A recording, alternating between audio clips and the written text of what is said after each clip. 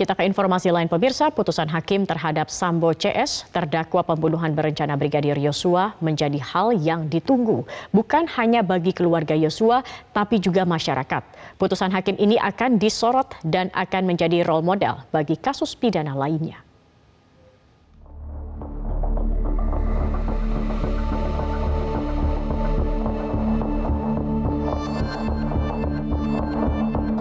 Nasib dalang pembunuhan berencana Brigadir Yosua Ferdi Sambo akan ditentukan pekan depan.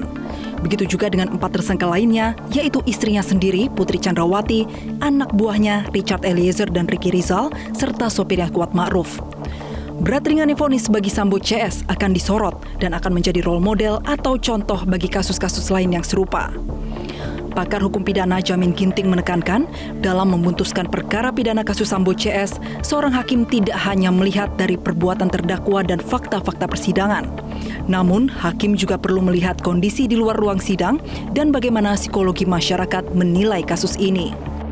Nah, makanya hakim waktu mengambil suatu putusan, dia melihat perbuatannya, dilihat keadaan tersebut, dan dia juga akan melihat bagaimana cara pandang masyarakat terkait dengan ini yang direpresentasikan melalui jaksa penuntut umum. Nah, inilah yang saya lihat menjadi beberapa faktor-faktor yang menentukan. Satu hal lagi yang sangat penting adalah hakim harus memutuskan perkara ini sebagai putusan yang bukan hanya untuk kepentingan perkara ini saja, tetapi untuk kepentingan ke depan. Bagaimana membangun sistem hukum pidana yang baik dan benar sehingga ada jurisprudensi yang bisa nanti diikuti oleh hakim-hakim berikutnya, dan ini menjadi, saya kira ini kalau dalam hukum itu dianggap sebagai role model. Sebelumnya, Menko Polhukam Mahfud MD berharap hakim dapat menjatuhkan vonis yang memiliki kepastian hukum dan berkeadilan. Apapun nanti keputusannya ya kita tidak bisa mengelak dari putusan hakim. Tapi kalau selama pantauan saya terhadap jalannya sidang ini, hakimnya cukup profesional, jaksanya juga, pengacaranya juga, sehingga masyarakat tinggal menunggu sekarang mana yang oleh hakim putusan yang dianggap adil.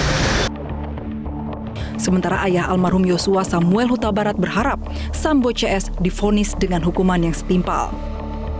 Menurut hemat kami, Ferdi Sambo itu adalah di sini aktor intelektual untuk menciptakan suatu pembunuhan berencana. Sumber dari malapetaka ini adalah dari Putri. Putrilah yang bikin laporan sama suaminya, makanya terjadi menyulut hati suaminya untuk merencanakan pembunuhan anak kami. Dan mereka semua yang berjemaah memfitnah anak kami yang sudah mati. Sudah mati difitnah pula, mulai dari rumah Duren 3 sampai ke Magelang. Sampai di Magelang pun belum ada bukti dari visum bahwa dia sudah diperkosa. Dari dalam hal inilah yang kami merasa sakit mendengar apa yang sudah difitnahkan bagi anak kami yang sudah tidak bisa membela diri.